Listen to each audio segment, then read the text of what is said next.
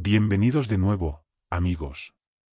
Hay bosques que parecen tranquilos únicamente porque todavía no sabemos escuchar lo que ocurre dentro de ellos.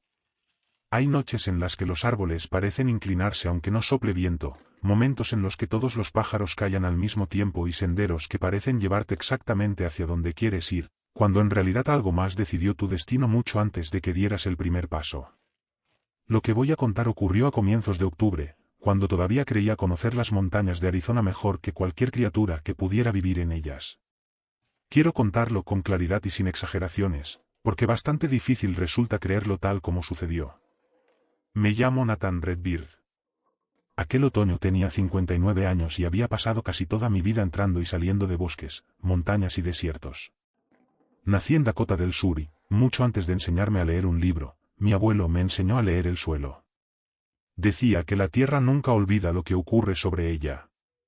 Una huella torcida, una rama doblada, una piedra movida, una mancha de sangre o un mechón de pelo pueden contar una historia completa si uno tiene paciencia suficiente para escucharla. Mi abuelo no era supersticioso. No hablaba de espíritus ni de monstruos. Era práctico, callado y cuidadoso con todo lo que cazaba. También me enseñó una diferencia que tardé años en comprender: esperar y tener paciencia no son la misma cosa. Esperar es quedarse quieto. Tener paciencia es permanecer inmóvil mientras la cabeza continúa trabajando. Esa diferencia me había mantenido vivo más veces de las que podía contar. Me mudé a Arizona poco después de cumplir 20 años buscando trabajo. Encontré trabajo, construí una vida y acabé quedándome. Durante más de 3 décadas recorrí las tierras situadas bajo el Mogollón Rim, esa enorme franja rocosa que atraviesa Arizona como una cicatriz. Hay zonas donde los pinos ponderosa crecen tan juntos que a 30 metros apenas distingues lo que tienes delante. Después el bosque se abre repentinamente en claros cubiertos de hierba y enebros y, pocos kilómetros más adelante, puede desplomarse en barrancos donde un error pequeño basta para matarte. Conocía aquellas montañas. Necesito que eso quede claro. No era un turista llegado de Phoenix con unas botas nuevas dispuesto a probar suerte durante un fin de semana. Había seguido animales heridos durante días completos por terrenos donde otros hombres perdían la orientación en menos de una hora. Sabía dónde encontrar agua, cómo cambiaba el viento entre las quebradas y qué terreno evitaban los alces cuando estaban nerviosos. No lo digo para presumir. Lo digo porque cuando explique que tuve miedo quiero que se entienda lo que significaba esa palabra para mí. Entré aquella temporada montado en un caballo castrado de color castaño llamado Capper. Tenía 11 años y era probablemente el caballo más estable que había conocido. Lo había criado desde joven. Había soportado disparos, tormentas, sangre, ríos crecidos y encuentros con osos sin perder la cabeza. Después de tantos años juntos confiaba en mí, y un caballo que confía en quien lo monta vale más que varios animales fuertes que no lo hacen. También llevaba conmigo a Scout, mi perro. Era una mezcla difícil de precisar, parte catahoula, algo de sabueso y probablemente otras razas que nadie habría sabido identificar. Negro, con el hocico empezando a ponerse gris, Scout era el mejor perro de rastreo que había tenido. Llevábamos casi 7 años cazando juntos. Reconocía mi camioneta a una distancia absurda, diferenciaba cada uno de mis silbidos y podía interpretar mis movimientos con una precisión que a veces parecía inteligencia humana. Yo había aprendido a leerlo de la misma manera. Después de suficientes años juntos ya no necesitas muchas órdenes. Ves la posición de las orejas, la cola, la manera en que cambia la respiración y entiendes lo que está percibiendo. Aquel viaje debía ser sencillo. Había conseguido permiso para cazar alce en la unidad y unas 2 semanas antes había observado con el telescopio un macho enorme, un 7x7 con astas oscuras y un cuerpo casi tan voluminoso como un caballo. Quería encontrarlo otra vez. Mi intención era montar campamento sobre una pequeña terraza natural situada por encima de un manantial que conocía bien. Había dormido allí muchas veces. Cazaría durante las primeras horas de la mañana y al atardecer. Descansaría cuando subiera el calor y dejaría que el monte viniera hacia mí en lugar de recorrer kilómetros innecesarios. Era el tipo de viaje que llevaba haciendo prácticamente toda mi vida. El primer día fue perfecto, y con los años he llegado a agradecer haberlo vivido porque aquella fue la última jornada en que ese bosque volvió a parecerme completamente normal. El viento llegaba fresco desde el oeste. Avancé manteniéndolo de frente para que mi olor quedara detrás de mí. Los alces sobreviven sobre todo gracias a su nariz. Puedes engañar sus ojos, a veces, incluso sus oídos. Pero un macho que ha sobrevivido 6 o 7 temporadas no alcanza semejante tamaño dejando que un hombre engañe su olfato. Encontré señales recientes de una manada, huellas de hembras en el barro, marcas anchas de un macho grande, excrementos todavía húmedos y pinos jóvenes cuya corteza había sido arrancada por las astas. En uno apoyé la mano sobre la madera desnuda y la resina seguía pegajosa. Aquella marca tenía apenas unas horas. Al caer la tarde escuché primero a una hembra, poco después, desde algún punto más arriba de la quebrada, llegó el bramido del macho. Si nunca has escuchado a un gran alce en un bosque de pinos cuando desaparece la luz resulta difícil explicarlo. Empieza como un gemido profundo, asciende hasta convertirse en un sonido agudo y extraño, y termina en una sucesión de gruñidos y ecos que viajan montaña abajo. Scout levantó la cabeza y me miró. Yo sonreí. Había ido precisamente por aquello. Instalé el campamento antes de que oscureciera. Dejé pastar a Capper, lo llevé hasta el agua y revisé sus patas y su lomo. Después lo até entre 2 pinos con suficiente cuerda para que pudiera moverse con comodidad y le di algo de grano. Mi abuelo decía que el animal que te transporta por la montaña debe comer antes que tú, y yo jamás había olvidado esa regla. Encendí un fuego pequeño, más por compañía que por frío, preparé algo de comer y observé cómo el cielo pasaba de azul oscuro a gris y finalmente a negro. Escuché al gran macho 2 veces más antes de que se alejara con las hembras. Scout descansó junto al fuego. De vez en cuando levantaba una oreja hacia algún sonido lejano, pero enseguida se relajaba. Había ratones entre la hierba, búhos en los árboles y viento moviéndose en lo alto de los pinos con un rumor parecido al de un océano distante. Dormí profundamente. Fue la última noche en mucho tiempo en que pude hacerlo. La mañana siguiente recorrí algo más de 3 kilómetros siguiendo una cresta cubierta de bosque hacia la zona donde había escuchado al macho. Capper se detuvo de golpe. No tropezó ni se sobresaltó. Simplemente clavó las patas, levantó la cabeza y se negó a continuar. Un caballo hace eso por alguna razón. Puede ser una serpiente, el olor de un oso o una sombra cuya forma no comprende. Lo mantuve quieto mientras observaba. A unos 35 metros del sendero, dentro de una depresión cubierta de matorrales, distinguí el cuerpo de una hembra de ciervo mula. Estaba muerta y parcialmente devorada. Bajé, até a Capper algo más atrás y fui a examinarla. Scout avanzó conmigo unos metros, pero se detuvo antes de llegar. En aquel momento no comprendí la importancia de ese detalle. Permaneció a unos 5 metros del cadáver, completamente inmóvil.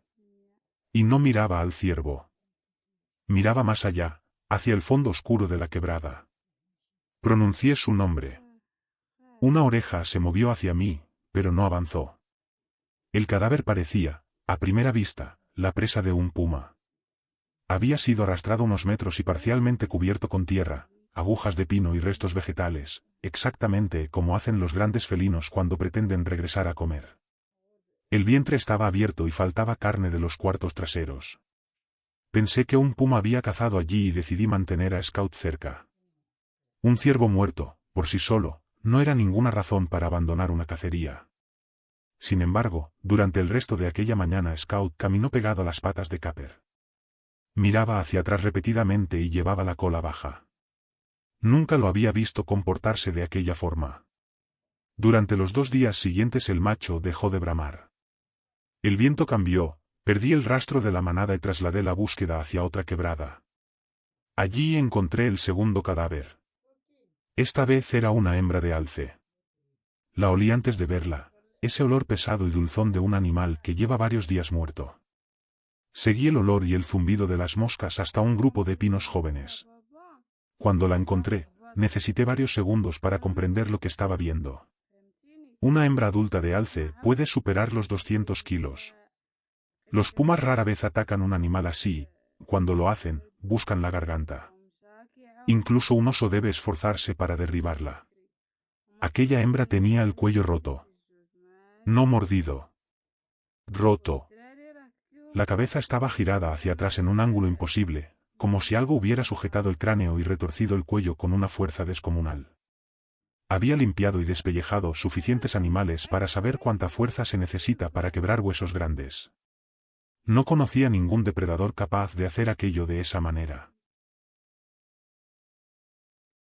La carne que faltaba tampoco correspondía al patrón de alimentación de un puma o un oso. Algo había abierto la parte posterior junto a la columna y extraído únicamente los músculos largos de ambos lados del espinazo, una de las mejores piezas de carne y una de las menos accesibles. El resto estaba prácticamente intacto. Parecía el trabajo de alguien que sabía exactamente qué parte quería. Pero un hombre habría usado un cuchillo. Aquellos bordes estaban desgarrados. Y un hombre habría dejado huellas. Allí no había ninguna. La capa blanda de agujas de pino registraba con claridad mis propias botas, pero alrededor del animal no aparecían pisadas humanas, marcas de oso, huellas de puma ni rastros de arrastre. Era como si algo hubiera descendido del aire, matado al alce y desaparecido. Rodeé el lugar ampliando cada círculo. A unos 15 metros encontré una zona de casi 1 metro donde las agujas estaban aplastadas, pero no pude interpretarla. Podía ser una huella enorme, el lugar donde otro alce se había tumbado o cualquier otra cosa. Consideré furtivos, 2 depredadores distintos, incluso algún accidente extraño. Nada explicaba el cuello ni la ausencia de rastros. Las señales siempre habían tenido sentido para mí. Quizá tardaras en comprenderlas, pero al final encajaban.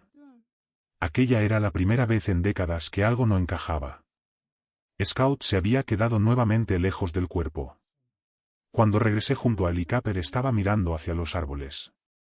Me coloqué a su lado. Entonces tuve una sensación difícil de demostrar y todavía más difícil de describir. Una alarma antigua, enterrada detrás de la cabeza, heredada de una época en que los seres humanos también éramos presa. Algo nos estaba observando. No veía movimiento. No escuchaba nada. Pero confié en aquella sensación. Monté a Capper y regresé al campamento sin correr. Decidí que a la mañana siguiente levantaría todo y me trasladaría hacia una zona más cercana a la carretera forestal. Esa noche escuché por primera vez aquello que nos seguía. Estaba sentado junto al fuego. Scout permanecía pegado a mi pierna y Capper no quería comer. Tenía la cabeza alta y las orejas en movimiento constante. Dejé de moverme y escuché. Durante varios minutos solo percibí el viento. Después, ladera arriba, se partió una rama gruesa. No una ramita seca. Una rama verde y sólida, quebrada por un peso considerable. Había escuchado a alces y osos romper madera.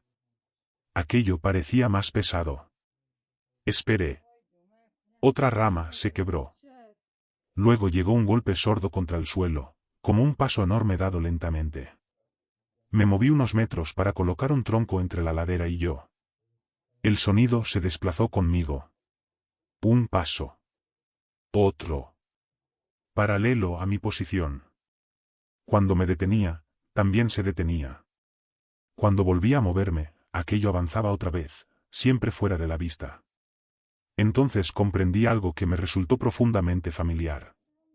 Estaba haciendo conmigo lo que yo hacía con un alce, mantenerse paralelo, estudiar mi movimiento, conservar la distancia y esperar. Nunca llegué a verlo aquella noche. Scout no durmió. Capper tampoco. Yo permanecí despierto hasta que comenzó a aclarar. En cuanto tuve luz suficiente desmonté el campamento. Ya había decidido marcharme cuando bajé al manantial para llenar las cantimploras. Scout olfateó algo y salió de repente entre los árboles siguiendo un rastro. Silbé. No regresó. Lo llamé otra vez. Nada. En casi 7 años jamás había ignorado aquella señal. No podía abandonar a Capper, el campamento medio desmontado y todo el equipo para correr detrás de un perro por un bosque donde ya sabía que ocurría algo extraño. Regresé y esperé. Casi 50 minutos después Scout apareció caminando lentamente. Llevaba la cola baja y algo entre los dientes. Al llegar junto a mí se resistió a soltarlo. Finalmente conseguí quitárselo. Era un guante de cazador. Cuero marrón, gastado y endurecido por sangre seca. Mucha sangre. En ese momento la situación cambió por completo. Ya no podía limitarme a pensar en un animal extraño. Podía haber una persona herida en aquellas montañas, y por mucho miedo que sintiera no podía abandonar a un hombre. Até a Scout. Saqué mi rifle de cerrojo, cargué una bala y dejé puesto el seguro. Era un 30-06 que llevaba conmigo desde hacía más años de los que muchos hombres llevan casados. Permití que Scout siguiera el olor desde la correa. Encontramos al dueño del guante menos de medio kilómetro más abajo. He visto mucha muerte, tanto de animales como de personas, pero nunca había visto un cuerpo como aquel. Era un cazador de unos 40 y tantos años, vestido con camuflaje y chaleco naranja. Estaba tendido en un pequeño claro. No parecía haber recibido disparos ni heridas de cuchillo. Uno de sus brazos estaba separado del hombro. El pecho se encontraba hundido como si una máquina pesada hubiera caído sobre él. El cráneo había recibido un impacto desde arriba tan violento que ya no conservaba una forma normal. Me obligué a observar únicamente lo necesario. Su rifle estaba a un lado. Lo recogí y revisé la recámara. Había una bala dentro. El cargador seguía lleno. El seguro estaba puesto. Eso me inquietó más que las heridas. Un cazador sorprendido por un oso intenta disparar. Frente a un puma intenta disparar. Incluso frente a otro hombre su primera reacción sería quitar el seguro y levantar el arma. Aquel hombre no había tenido tiempo. Lo que lo mató había aparecido tan cerca y tan rápido que un adulto armado ni siquiera consiguió preparar el rifle. No podía transportar el cuerpo. Memoricé la posición utilizando un pino quemado por un rayo, la unión de dos quebradas y la forma de una loma. Saqué su cartera para poder identificarlo después y regresé al campamento. Capper olió la muerte en nosotros y se puso nervioso. Terminé de empacar sin preocuparme demasiado por el orden. Quería llegar a la carretera antes de que oscureciera. No lo conseguí. El terreno era demasiado irregular y en varios tramos tuve que bajar de Capper y guiarlo. Cuando la luz empezó a desaparecer todavía me quedaban kilómetros. Avanzar con caballo por aquella zona en plena oscuridad habría sido una estupidez. Encontré un pequeño claro entre pinos grandes e hice un campamento frío, sin fuego. Até a Capper a pocos pasos de mí, más cerca de lo habitual. Scout se tumbó entre nosotros. Me acosté con el rifle cruzado sobre el pecho y no cerré los ojos. Lo que ocurrió llegó durante la parte más oscura de la noche. No escuché nada acercarse. Estaba concentrado precisamente en escuchar. No hubo ramas, pasos ni respiración. De repente Capper gritó. Quien nunca ha escuchado gritar a un caballo quizá imagine un relincho fuerte. No es eso. Es un sonido agudo y desesperado, el sonido de un animal convencido de que está a punto de morir. La cuerda se tensó. Escuché madera romperse. Sus cascos golpearon el suelo y Capper salió disparado hacia los árboles. Intenté alcanzar la cuerda y mi mano encontró aire. Lo oí alejarse todavía aterrorizado. Detrás de él llegó un único golpe pesado. Después nada. No lo seguí. Esa decisión todavía me duele, pero perseguir un caballo aterrorizado por aquel terreno en plena noche habría sido suicida. Scout temblaba contra mis piernas. Me apoyé contra un pino con el rifle preparado hasta que amaneció. Con la primera luz examiné el lugar. Mi nudo no había fallado. La cuerda tampoco estaba rota. El pino al que había atado a Capper, de unos 12 centímetros de diámetro, había sido quebrado a poca altura del suelo. La cuerda seguía perfectamente anudada alrededor de la parte arrancada. Algo había tirado con tanta fuerza que el árbol había cedido antes que la cuerda. Seguí las huellas de Capper. Al principio resultó fácil. Un caballo corriendo aterrorizado destroza el suelo. El rastro bajaba por una depresión, cruzaba el fondo y ascendía por la ladera contraria. Después entraba en una pendiente cubierta de roca volcánica oscura. Allí las marcas comenzaron a desaparecer. Encontré una piedra desplazada, después un raspón y luego nada. Busqué casi una hora. Sabía exactamente dónde había entrado en aquella zona de roca, pero jamás encontré dónde había salido. Tampoco vi huellas de aquello que lo perseguía. Estaba a más de 20 kilómetros del vehículo, sin caballo y obligado a cargar únicamente lo imprescindible. Me quedaban el rifle, agua, un cuchillo, scout y algunas provisiones. El gran alce, las astas y la temporada dejaron de existir en mi cabeza. Cuando acepté que estaba siendo cazado, todo lo demás perdió importancia. Pensaba únicamente en agua, dirección, viento, distancia y cobertura. Mantenía a Scout cerca, llevaba el rifle preparado y avanzaba lentamente. Cerca del mediodía llegué a una quebrada donde sabía que encontraría agua. Entonces olí humo viejo. Unos minutos después distinguí 3 tiendas junto al arroyo. Durante un instante sentí alivio. Tiendas significaban personas, quizá un teléfono o por lo menos compañía. La sensación desapareció en cuanto me acerqué. Era un campamento de excursionistas jóvenes, probablemente gente de Phoenix que había subido buscando temperaturas más frescas. No había sido abandonado de forma normal. Había quedado interrumpido. Quedaba comida fuera. Una bolsa colgaba rota de una rama. 2 tazas con restos de café estaban sobre una roca. Un teléfono yacía en la tierra con la pantalla destrozada. 2 sacos de dormir sobresalían de las tiendas. En el centro del claro había una sola bota, perfectamente derecha. Nadie abandona voluntariamente un campamento así. Entonces vi la sangre. Una mancha ancha comenzaba junto a la tienda mayor, cruzaba el claro, bajaba hasta el arroyo y continuaba hacia unos arbustos del otro lado. La hierba estaba aplastada y en algunos sectores aparecían surcos producidos por talones o dedos que habían intentado aferrarse al terreno. Algo había arrastrado a una persona todavía viva. Scout se quedó fuera del campamento con el pelo del lomo completamente erizado. Estaba considerando entrar a buscar un teléfono o un mapa cuando escuché una voz desde los árboles. ¡Ayuda! Venía desde la parte alta de la quebrada, quizá a 90 metros. Era la voz ronca de un hombre herido. Por favor, ayúdeme. Estoy herido. Que alguien me ayude. Mi primera reacción fue avanzar. Cuando escuchas a alguien pedir ayuda, una parte de ti intenta ir hacia esa persona antes de que la razón pueda intervenir. Di un paso.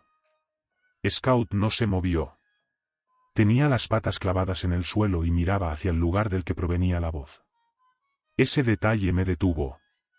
Entonces volvió a sonar. Ayuda. Por favor, ayúdeme. Estoy herido. Que alguien me ayude. Exactamente igual. Las mismas palabras, la misma respiración, la misma pausa después de por favor, incluso la misma duración. Un hombre gravemente herido no repite una súplica 2 veces de forma idéntica. Puede gritar más fuerte, después más débil, cambiar las palabras, maldecir, llorar o decir un nombre. Aquello repetía una grabación. Retrocedí lentamente. Scout vino conmigo. La voz volvió a escucharse mientras nos alejábamos. Siempre idéntica. Al día siguiente encontré al hombre cuya voz habíamos escuchado. Llevaba muerto varios días. Había salido de un pequeño campamento situado más arriba, y cerca de media mañana, encontré una marca de arrastre. La seguí unos metros porque todavía quería creer que podía salvar a alguien. Encontré a un joven debajo de varios troncos caídos. Su ropa coincidía con el equipo del campamento. No describiré su estado. Basta decir que llevaba muerto bastante más de un día. El clima y los animales ya habían empezado a actuar sobre el cuerpo. Era imposible que hubiera hablado conmigo la tarde anterior. Me quedé agachado intentando reconciliar 2 hechos que no podían existir al mismo tiempo, el cadáver frente a mí y la voz viva que había escuchado. No pude. No pensé inmediatamente en una criatura imitadora ni intenté crear una teoría. Solo sabía que había escuchado la voz de un muerto, que Scout se había negado a seguirla y que todavía me quedaba mucho bosque por atravesar. Aquella tarde escuché hombres hablando y durante varios segundos dudé incluso de aquellas voces. Pero eran 3 voces diferentes, discutiendo entre sí, acompañadas por el ruido torpe de personas agotadas moviéndose entre la maleza. Me oculté detrás de un tronco y observé. Aparecieron 3 cazadores armados. Nunca había visto hombres todavía capaces de caminar con un aspecto tan destruido. Sus caras estaban grises, tenían los ojos hundidos y uno de ellos cojeaba. Los tres apuntaban sus rifles ante cualquier ruido. Para evitar que dispararan contra una silueta inesperada, hablé desde detrás del tronco, les dije que era un cazador solo y salí lentamente con el cañón apuntando hacia el suelo y una mano levantada. Casi me dispararon de todas formas. El mayor consiguió calmar a los otros. Se llamaba Walter Hayes. Tendría unos 61 años, era delgado, de pelo gris y mantenía una sorprendente calma considerando el estado en que se encontraba. Confié en él casi desde el principio. El más joven era Cody Miller, de unos 26 años, hombros anchos y una confianza enorme en el rifle que llevaba. Su miedo se transformaba en rabia. El tercero era Marcus Bell, de 30 y pocos. Parecía el más asustado, aunque no por eso el más cobarde. Había una quietud detrás de sus ojos que reconocí enseguida. Era la expresión de alguien que había visto algo para lo que no encontraba un lugar dentro de su cabeza. Ellos habían llegado 10 hombres. Era una cacería anual y algunos eran familiares. Habían entrado una semana antes. Ahora quedaban 3. De varios compañeros habían encontrado los cuerpos. Otros simplemente habían desaparecido. Llevaban casi 5 días intentando salir, pero cada ruta que elegían acababa desviándolos o devolviéndolos hacia las mismas montañas. Ni siquiera estaban de acuerdo sobre aquello que los atacaba. Cody insistía en que era un oso excepcionalmente grande. Decía que cualquier cosa que camina puede morir con suficientes balas. Walter creía que podía tratarse de una persona, quizá un ermitaño o un asesino que conocía extraordinariamente bien la zona. Marcus no tenía teoría. Marcus lo había visto. La segunda noche de su grupo, poco antes de que murieran los 2 primeros hombres, había observado algo atravesando una ladera a unos 50 metros. Al principio creyó que era un oso porque avanzaba sobre 4 extremidades, enorme, oscuro y muy bajo. Pero se movía demasiado rápido. Al llegar al borde del bosque se detuvo y se levantó sobre 2 piernas. Marcus juró que era mucho más alto que un hombre. No distinguió el rostro por la poca luz, pero sí los hombros enormes y unos brazos excesivamente largos. La criatura los observó durante unos segundos y volvió a internarse entre los árboles prácticamente sin ruido. Menos de una hora después 2 hombres estaban muertos. Marcus no se había atrevido a contárselo a sus compañeros. Me lo dijo porque, según explicó, yo ya tenía la expresión de alguien dispuesto a creerle. Les conté lo que me había ocurrido, el alce con el cuello roto, el cazador muerto sin haber quitado el seguro, la desaparición de Capper, el campamento de excursionistas y la voz del hombre muerto. Cuando mencioné la imitación de voces el rostro de Walter cambió. Ellos también las habían escuchado. Decidimos movernos juntos. 4 rifles eran mejores que 1. Walter conocía una ruta hacia el norte que debía conducir hasta zonas más bajas y eventualmente a una carretera. Aquella primera noche acampamos entre grandes rocas que protegían nuestra espalda. No encendimos fuego. Cuando cayó la oscuridad comenzaron las voces. Primero escuchamos a una mujer hablando a lo lejos. No entendimos las palabras. Después sonó una breve carcajada masculina, como la de alguien sentado alrededor de una fogata. Walter aseguraba que venía desde el arroyo. Marcus juraba que procedía de una loma en la dirección contraria. Ambos habían escuchado exactamente la misma risa. Más tarde alguien empezó a llamar un nombre. Brian. Brian. Brian, Walter me agarró del brazo. Brian había sido uno de los 10. Lo habían encontrado muerto días antes. La voz que lo llamaba parecía pertenecer a su hermano, que todavía estaba desaparecido. Marcus detectó algo inquietante. Entre cada Brian había exactamente la misma cantidad de silencio. Como un reloj.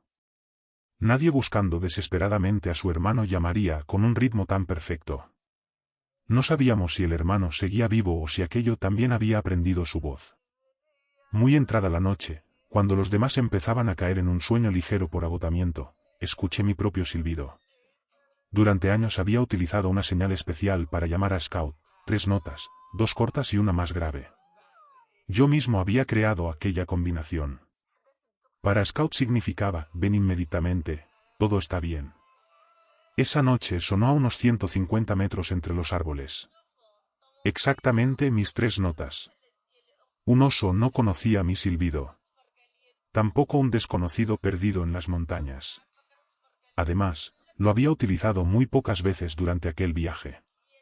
Eso significaba que algo se había acercado lo suficiente para escucharlo sin que yo lo hubiera detectado. Scout levantó la cabeza. Durante un instante pareció confundido.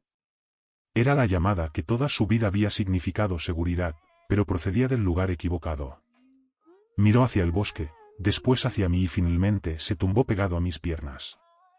Sabía que aquello era falso. El silbido volvió varias veces.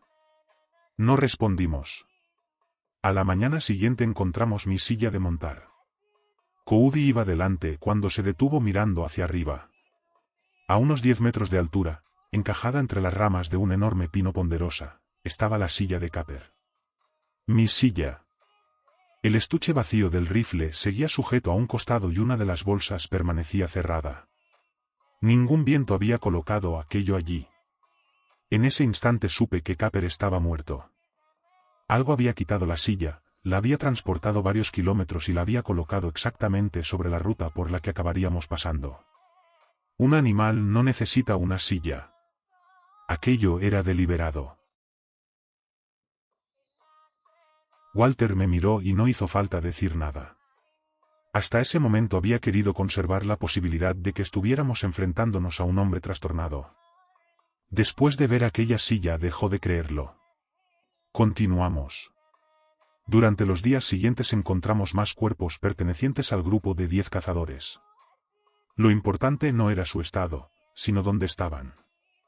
Uno había sido colocado en el centro de un claro donde resultaba imposible no verlo. Otro había sido arrastrado una distancia considerable cuesta arriba, algo extraño para un depredador que normalmente aprovecha la gravedad. Otro estaba justo donde 2 quebradas se unían, en el paso natural que tomaría cualquier persona intentando abandonar la zona. A otro le faltaban las botas. Nunca aparecieron. Poco a poco empezó a resultar evidente que aquellos cuerpos no estaban donde habían caído. Habían sido colocados en lugares que nos obligaban a tomar decisiones. Cada vez que encontrábamos uno elegíamos el camino contrario. Una mañana, antes de que Coudi y Marcus despertaran completamente, Walter dijo en voz baja, cada vez que encontramos algo, giramos. Ya sabía lo que quería decir. Yo llevaba un mapa topográfico y, por costumbre, había marcado los lugares importantes, el alce, el primer cazador, el campamento de excursionistas, el cadáver de la voz, la silla, los cuerpos y los puntos donde escuchábamos llamadas. Extendí el mapa. Vistos juntos, los acontecimientos formaban una curva. Cada encuentro había modificado nuestra ruta y todas esas desviaciones nos empujaban poco a poco hacia el noreste. Seguí la dirección con un dedo hasta una quebrada que conocía superficialmente.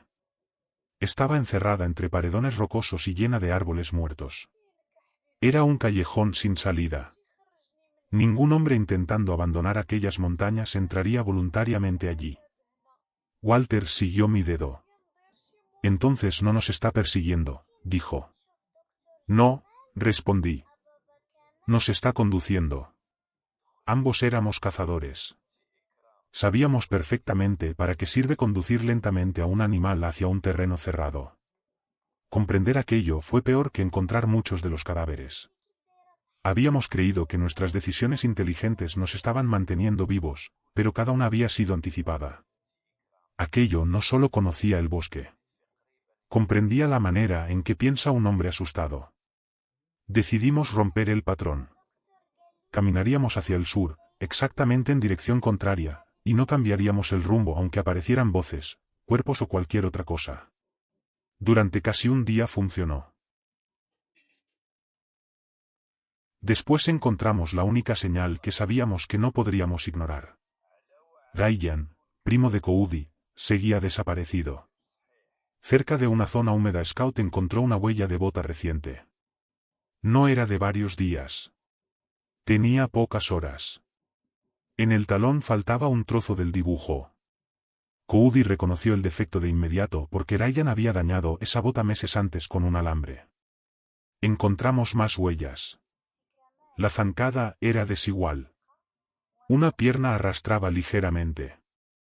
En una rama rota a la altura del pecho encontramos un pedazo de tela azul manchado de sangre. Ryan llevaba una camisa azul. Entonces escuchamos una voz muy lejos. Solo una vez. No mecánica. Rota, cansada e imperfecta. Ayuda, alguien. Venía desde el noreste. Exactamente hacia la quebrada cerrada. Walter se negó a seguirla. Decía que era demasiado perfecto, una huella reciente, sangre y una voz procedente justo de la dirección hacia donde aquello había intentado conducirnos. Era una trampa básica. Tenía razón. Yo también lo sabía. Pero las huellas eran reales. Marcus señaló además que la voz parecía venir desde una posición demasiado alta en la ladera comparada con el rastro. Aún así, un hombre herido podía haber subido. No podíamos demostrarlo. Y si Ryan estaba vivo, abandonar las señales significaba condenarlo. Aquello había comprendido algo fundamental sobre nosotros. No necesitaba engañarnos a la perfección. Solo tenía que dejar suficiente duda para que nuestra propia humanidad terminara haciendo el trabajo. Fuimos tras Ryan sabiendo que probablemente caminábamos hacia una trampa. El rastro continuó siempre lo bastante fresco para mantenernos avanzando. De vez en cuando la voz reaparecía desde un punto ligeramente diferente, nunca el tiempo suficiente para localizarla. El bosque se volvió más denso y la luz comenzó a desaparecer. Árboles muertos bloqueaban la quebrada formando enormes montones grises. Poco antes del anochecer callaron todos los pájaros. Finalmente llegamos a la cabecera de la quebrada marcada en el mapa. Allí estaba la guarida. No era exactamente una cueva ni una estructura construida. Las paredes de roca convergían formando una gran cavidad natural. Décadas de tormentas habían acumulado troncos, raíces y árboles muertos hasta crear túneles bajo la madera. El suelo estaba cubierto de huesos. Había esqueletos antiguos de alces cubiertos de musgo y otros recientes, todavía grasientos. Huesos largos partidos para sacar la médula. Restos de ciervos y animales que no pude identificar. Mezclados entre ellos había objetos humanos. Botas. Muchas botas. Algunas solas y otras en pares. Mochilas podridas y otras relativamente recientes. Rifles completamente oxidados. Una cámara. Una cantimplora antigua. Un reloj todavía rodeando el hueso de un brazo. También había restos humanos, algunos tan viejos que casi tenían el mismo color que el suelo. No intenté contarlos. Personas llevaban desapareciendo en aquellas montañas durante generaciones. Cazadores que nunca regresaban, excursionistas perdidos, supuestos accidentes, caídas o ataques de animales. Algunos de ellos habían terminado allí. Entonces encontré a Capper. Estaba en la parte posterior de la guarida y no llevaba muerto demasiado tiempo. Durante 11 años aquel caballo me había transportado por terrenos difíciles sin cometer un solo error grave. Recordé la primera tarde del viaje, cuando lo había llevado al manantial y esperado mientras bebía bajo la luz dorada. Ahora estaba tendido entre los huesos. Me arrodillé junto a él y apoyé una mano sobre su cuello. Estaba girado exactamente como el del alce. Aquello había matado a un animal de casi 500 kilos con una facilidad aterradora. La cincha de la silla no estaba rasgada. Había sido cortada limpiamente. La silla había sido retirada deliberadamente, transportada kilómetros y colocada sobre aquel pino para que yo la encontrara. No era alimentación. Aquello quería que yo viera determinadas cosas. No pudimos permanecer mucho tiempo. Cody detectó movimiento sobre el enorme montón de árboles muertos. Algo oscuro y voluminoso cruzó entre los troncos. Gritó y disparó 3 veces. Yo solo alcancé a ver una parte durante menos de un segundo, un hombro enorme cubierto de pelo oscuro y un brazo demasiado largo extendiéndose entre las ramas. Desapareció al otro lado con una velocidad incompatible con su tamaño. El tercer disparo todavía resonaba cuando una rama se partió detrás de nosotros, hacia el sur. Había rodeado nuestra posición en cuestión de segundos atravesando un terreno que a mí me habría llevado varios minutos. Cody perdió el control. Aseguraba haber acertado y quería perseguirlo. Walter y yo tuvimos que detenerlo. Marcus repetía que no lo hiciéramos. Nos alejamos de la guarida formando un grupo compacto. Cody avanzaba medio paso detrás, todavía enfadado. Entonces escuché un desplazamiento violento a nuestra derecha. No fueron pasos, sino el sonido del aire y las ramas cuando algo enorme atraviesa el bosque a gran velocidad. Una masa descendió desde los troncos y agarró a Cody. No lo arrastró. Lo levantó. Un hombre adulto de casi 100 kilos abandonó el suelo como si no pesara nada. Lo vimos desaparecer dentro del entramado de madera a varios metros de altura. Su rifle golpeó un tronco y cayó partido, con el cañón doblado. Cody gritó una vez. Después escuchamos una fractura profunda y brutal, y el grito terminó de golpe. Corrimos. No existe vergüenza en decirlo. 3 hombres armados huyeron hasta que nuestras piernas dejaron de responder. Nos refugiamos entre unas rocas casi 1 kilómetro más lejos. Marcus lloraba en silencio. Las manos de Walter temblaban. Scout intentaba meterse debajo de mi brazo. Horas después escuchamos a Cody. Su voz llegó desde la quebrada. Walter. Walter, ayúdame. Estoy herido. Walter, ayúdame. Walter cerró los ojos. Todos habíamos escuchado morir a Cody. Sin embargo, su voz continuaba llamándonos. Era casi perfecta. Casi. Cody era demasiado orgulloso para suplicar de aquella manera y cada frase se repetía con exactamente el mismo ritmo. Scout ni siquiera levantó la cabeza. Permanecimos allí hasta que la voz desapareció. Al amanecer extendí nuevamente el mapa. Ya no podíamos limitarnos a correr. Aquello era más rápido, conocía el terreno y podía manipular nuestra dirección. Tampoco servía esconderse. Había aprendido mi silbido, copiaba voces y probablemente conocía nuestros olores. Solo veía una opción, obligarlo a venir hacia nosotros en un terreno elegido por nosotros y disparar antes de que pudiera acercarse. No era un buen plan. Era el único que teníamos. Busqué durante horas hasta encontrar un estrechamiento de la quebrada de unos 5 metros. A un lado había una pared casi vertical. Al otro, una pendiente cubierta de piedra suelta que debería producir mucho ruido si algo intentaba cruzarla. En la parte baja había un gran tronco caído, más abajo, un canal de piedra rota descendía entre rocas enormes. Observé aquel canal durante mucho tiempo. Podía servir como entrada desde nuestra espalda, pero estaba tan inclinado y suelto que me parecía imposible que una criatura tan grande pudiera subir sin provocar un derrumbe audible. Coloqué a Walter vigilando el tronco y la parte baja. Yo cubriría la quebrada superior. Marcus mantendría el ángulo entre nosotros.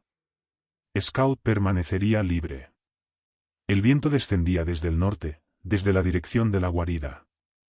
Esperaba que la criatura evitara atacarnos frontalmente e intentara rodearnos. Para hacerlo tendría que cruzar piedra suelta o subir por aquel canal. Marcus me recordó que la primera vez que la había visto desplazándose sobre 4 extremidades había atravesado terreno lleno de madera y piedras prácticamente sin ruido. Lo escuché, miré de nuevo hacia el canal y aún así me convencí de que algo de aquel tamaño no podía ascender completamente en silencio. Me equivoqué. Esperamos durante todo el día. No apareció. Había atacado principalmente con poca luz, a medida que el sol descendía, sentíamos que el tiempo se cerraba sobre nosotros. Comimos poco y hablamos todavía menos. Walter se inclinó una vez hacia mí. Si no salgo, mi esposa se llama Helen. Me dio un número de teléfono y lo repetí hasta memorizarlo. Después le di el nombre de mi hermana en Flagstaff. Eso fue todo. 2 hombres mayores intercambiando los nombres de las personas que tendrían que recibir una llamada si nosotros no conseguíamos salir. Marcus permanecía apartado, pero sujetaba el rifle con firmeza. Cayó la oscuridad. Pasó mucho tiempo sin que ocurriera nada. Entonces Scout se levantó lentamente y olfateó hacia el norte, completamente rígido. Levanté el rifle y apunté hacia la quebrada superior. Toda mi atención se concentró en aquella estrecha franja oscura entre las paredes. De repente Scout giró 180 grados. Se lanzó contra mis piernas mirando hacia el sur y produjo un sonido que jamás había escuchado, casi un grito. En ese mismo instante 3 pequeñas piedras rodaron por debajo del tronco. Nada más. Aquello había ascendido por el canal de roca suelta prácticamente en silencio. Ya estaba detrás de nosotros. Scout me regaló quizá medio segundo. Giré. La criatura estaba cruzando el tronco y levantándose a menos de 4 metros. Esa fue la primera y única vez que la vi claramente. Incluso hoy no puedo reconstruir por completo su rostro. Recuerdo fragmentos. De pie debía medir alrededor de 2,5 metros, quizá algo más. No era un oso. Tampoco era un hombre. Sus hombros eran inmensos y estaban cubiertos de pelo oscuro apelmazado con barro y sangre vieja. Los brazos llegaban demasiado abajo, casi hasta las rodillas, y eran gruesos como las piernas de una persona. Mantenía el cuerpo ligeramente inclinado hacia adelante, como si caminar erguido fuera únicamente una de sus formas de desplazarse. Pero fueron los ojos lo que más me afectó. Miraban de frente. Estaban hundidos bajo una estructura pesada de hueso y reflejaron la poca luz durante un instante. No vi confusión animal. Vi atención. Inteligencia. La sensación de estar frente a algo que sabía perfectamente quién era yo y que llevaba días estudiándome. Una de sus orejas faltaba desde hacía años, reducida a una masa cicatrizada. Sobre un hombro tenía una cicatriz larga sin pelo y algo más abajo distinguí una marca redonda y hundida que siempre he creído que era una antigua herida de bala. Tal vez otro hombre había disparado contra aquello mucho antes que nosotros. Todo pasó en menos de un segundo. La criatura avanzó hacia mí. Disparé desde una posición demasiado baja, casi desde la cintura. Accioné el cerrojo y disparé otra vez. A aquella distancia sabía que ambas balas habían impactado. Un 30-06 puede derribar un alce grande. Aquello apenas retrocedió. Lanzó un rugido ronco y profundo que sentí dentro del pecho. Después movió un brazo. El golpe me alcanzó en el hombro y fue como recibir un tronco cayendo. Salí despedido contra la pared, perdí el aire y el rifle escapó de mis manos. Caí entre las piedras. La criatura estaba encima de mí y durante un instante comprendí con absoluta claridad que iba a morir. Walter disparó casi apoyando el cañón contra un lado de su cabeza. Ese disparo sí produjo una reacción. La criatura retrocedió rugiendo y llevó las manos al cráneo. Giró un brazo a ciegas y golpeó a Walter en el antebrazo. Escuché romperse el hueso. Walter chocó contra la pared pero consiguió mantenerse en pie. Marcus empezó a disparar al cuerpo. Cada fogonazo iluminaba la quebrada como una fotografía. Recuperé el rifle. La criatura retrocedía hacia el tronco. Sangre oscura se extendía por su pelo y uno de sus brazos colgaba de forma distinta. Apoyé una rodilla, respiré y realicé el disparo más cuidadoso de aquella noche, justo detrás del hombro, donde debería encontrarse el corazón de cualquier mamífero. Vi el impacto. Sus piernas cedieron. Pero no murió frente a nosotros. Cayó hacia atrás sobre el tronco, intentó sujetarse y desapareció por la pendiente. Escuchamos un cuerpo enorme golpeando contra las rocas, cada vez más lejos, hasta que todo quedó en silencio. No bajamos detrás de él. Ni por todo el dinero del mundo habría perseguido aquello de noche. Permanecimos juntos contra la pared hasta el amanecer. Con la luz vimos la sangre. Había una cantidad enorme alrededor del tronco y sobre las piedras. Mechones de pelo oscuro estaban enganchados en la corteza. Seguimos el rastro con los 3 rifles preparados. Al principio resultaba sencillo.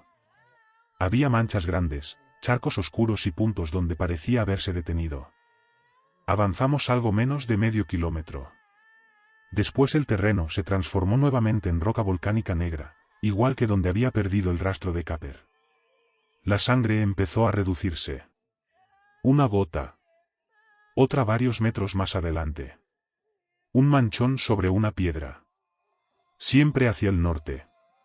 Encontramos una última marca subiendo hacia las tierras altas. Después nada. Buscamos durante más de 1 hora. No encontramos cadáver. Nunca supimos si murió oculto entre aquellas rocas o si consiguió alcanzar el bosque y recuperarse. La cicatriz que había visto en su cuerpo me perseguía precisamente por eso. Si realmente procedía de una bala antigua, aquella criatura ya había sobrevivido antes al ataque de un hombre armado. Caminamos casi 2 días más hasta salir. Nada volvió a seguirnos, o al menos nada que pudiéramos detectar. Walter llevaba el brazo roto. Yo tenía varias costillas fisuradas y un hombro que nunca volvió a funcionar exactamente igual. Marcus no presentaba heridas importantes en el cuerpo, aunque su verdadera lesión parecía encontrarse en otra parte. Durante la segunda tarde llegamos a una carretera forestal y un ranchero nos encontró. Después llegaron teléfonos, luces, policías, guardabosques, ambulancias y preguntas. Había personas muertas y desaparecidas, así que enviaron equipos de búsqueda, helicópteros, agentes del condado y personal de fauna. Localizaron al primer cazador siguiendo mis indicaciones. Encontraron el campamento de los excursionistas. Recuperaron restos de Cody y de varios hombres pertenecientes a su grupo. Utilizando mi mapa llegaron también hasta la guarida. Más tarde me dijeron que algunos de los rescatistas que entraron allí, hombres acostumbrados a recuperar cadáveres en terrenos difíciles, salieron y permanecieron bastante tiempo sin querer hablar. No localizaron a todos los desaparecidos y muchos de los huesos antiguos no pudieron ser identificados. Tampoco encontraron el cadáver de ninguna criatura desconocida. Recogieron pelo y sangre de la zona donde habíamos disparado.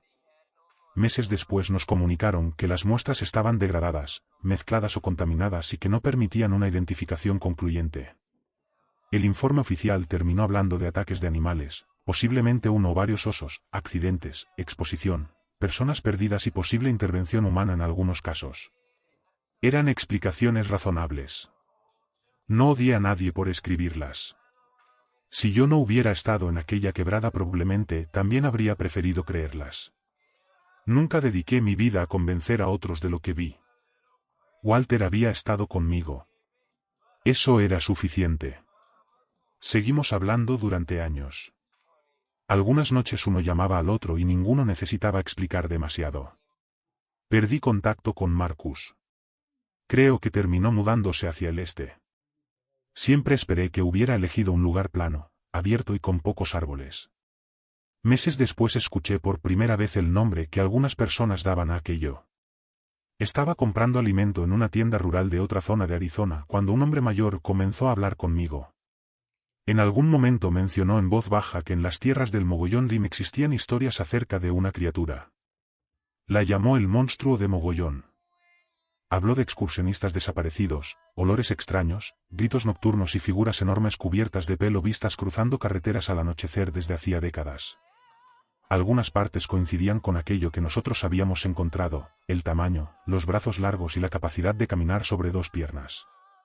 Otras parecían simples cuentos alrededor de una fogata. No le conté mi historia. Lo escuché, pagué y me fui. Un nombre no solucionaba nada. Los seres humanos ponemos nombres a las cosas desconocidas porque eso nos permite sentir que las comprendemos.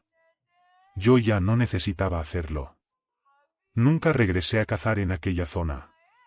Al año siguiente devolví mi permiso. Había amado aquellas montañas durante más de 30 años, los amaneceres fríos, el sonido de los alces, los pinos y el trabajo limpio y silencioso de seguir un rastro. Todo eso había cambiado. Empecé a cazar únicamente en zonas más abiertas y cerca del vehículo. Scout tardó meses en recuperarse. Durante mucho tiempo dormía mal, se mantenía demasiado cerca de mí y se levantaba sobresaltado ante cualquier sonido exterior. Por suerte, los perros viven mucho más en el presente que nosotros. Cuando llegó el verano siguiente volvió a perseguir conejos y a dormir profundamente. Verlo recuperar parte de su antigua vida fue una de las pocas cosas buenas que salieron de aquella experiencia. Esa podría haber sido la conclusión de mi historia. Un episodio terrible sucedido en las montañas y terminado cuando conseguimos abandonarlas. Pero no lo fue. Casi un año después, pocos días antes del aniversario de aquella cacería, estaba en casa. Vivo fuera de la zona más poblada de la ciudad, con árboles relativamente cerca del límite norte de mi propiedad. Era tarde. Estaba sentado junto a la estufa con un libro abierto que apenas estaba leyendo. Scout dormía en el suelo. De repente se levantó. No ladró. No gruñó. Simplemente se puso de pie muy despacio y miró hacia la ventana norte. Todo su cuerpo quedó rígido. Reconocí inmediatamente aquella postura. Era exactamente la misma que había adoptado junto al primer ciervo muerto y la misma que había mostrado segundos antes de que la criatura apareciera detrás de nosotros en la quebrada. Permanecí inmóvil y escuché. Desde los árboles llegó un silbido débil. 2 notas cortas. Después una nota más grave. Mi señal para Scout. La que yo había inventado. La que aquella cosa había aprendido. Ven. Todo está bien. Ven conmigo. Sonaba fuera de mi casa, a más de 150 kilómetros de donde habíamos encontrado la guarida. Fui a buscar el rifle. No encendí ninguna luz. Un hombre delante de una ventana iluminada se convierte en una silueta perfecta. Desde una habitación oscura podía observar el exterior sin ofrecer un blanco tan fácil. Me coloqué lejos del cristal. Scout permanecía pegado a mi pierna. Observé la línea de árboles. No había viento. Ninguna rama se movía. No vi nada. Pasaron varios minutos. Entonces el silbido volvió a sonar, esta vez desde el este de la propiedad. El mismo patrón. 2 notas cortas y una grave. No había transcurrido suficiente tiempo para que algo grande se desplazara desde el norte hasta el este cruzando terreno abierto sin que yo o Scout lo escucháramos. Sin embargo, el sonido simplemente había estado en un lugar y después en otro, igual que en las montañas, cuando aquella criatura parecía aparecer delante de nosotros y segundos después se encontraba a nuestra espalda. Permanecí con el rifle preparado durante el resto de la noche. No volvió a silbar. Con el amanecer empezaron los pájaros como cualquier otra mañana. Esperé hasta tener suficiente luz y salí acompañado por Scout. Recorrí primero el límite norte leyendo el suelo como mi abuelo me había enseñado. No encontré huellas, ramas rotas ni hierba aplastada. Nada. Después caminé hacia el este. Allí, justo dentro de la línea de árboles, encontré algo. La silla de Capper. Mi silla. La misma que habíamos visto encajada a 10 metros de altura en aquel pino. Durante la investigación los equipos de búsqueda la habían recuperado. Yo suponía que permanecía en algún almacén de evidencias o que se había perdido entre cajas. Ahora estaba en mi terreno. No había sido arrojada. Estaba perfectamente colocada sobre la hierba, apoyada con cuidado como si alguien la hubiera dejado allí para que yo la encontrara. Permanecí mirándola durante mucho tiempo. Cuando entré a aquellas montañas creía que yo era el cazador. Había pasado toda mi vida estudiando el viento, el suelo y la manera en que piensan los animales. Creía saber anticipar sus decisiones y utilizar ese conocimiento contra ellos. Salí comprendiendo que, en algún momento durante aquella segunda mañana, había cruzado una frontera invisible y entrado en el territorio de algo que entendía todo aquello mejor que yo. Conocía el viento. Conocía el terreno. Pero, peor todavía, conocía a los hombres. Entendía nuestro miedo, nuestra curiosidad y nuestra necesidad de ayudar. Sabía que un hombre decente no escucha a alguien pedir auxilio y continúa caminando tranquilamente. Nos había conducido hacia su guarida utilizando no aquello que considerábamos nuestras debilidades, sino las partes de nosotros que creíamos buenas. Durante toda mi vida había pensado que la paciencia era una de mis mejores virtudes. En aquellas montañas descubrí lo que significa ser cazado por algo más paciente que tú. No sé si matamos a aquella criatura. No sé si murió entre las rocas o si sobrevivió y se recuperó como quizá había hecho después de recibir aquella antigua bala que dejó una cicatriz en su hombro. Tampoco sé si lo que estuvo fuera de mi casa era exactamente la misma criatura que había recorrido más de 150 kilómetros para encontrar al hombre que le disparó, o si existe una explicación todavía peor. Dejé de esperar respuestas. La silla de Capper está dentro de mi casa. La recogí aquella mañana y la guardé. No sé exactamente por qué. Dejarla fuera me parecía más inquietante. Scout ya no duerme junto a la estufa. Prefiere hacerlo cerca de la ventana norte. La mayoría de las noches duerme profundamente. Algunas noches, sin embargo, se levanta sin hacer ruido, queda completamente rígido y dirige el hocico hacia la oscuridad. Cuando eso ocurre saco el rifle, me coloco lejos del cristal y observo la línea de árboles hasta que llega el amanecer. Desde aquella noche no he vuelto a escuchar las 3 notas. Todavía no.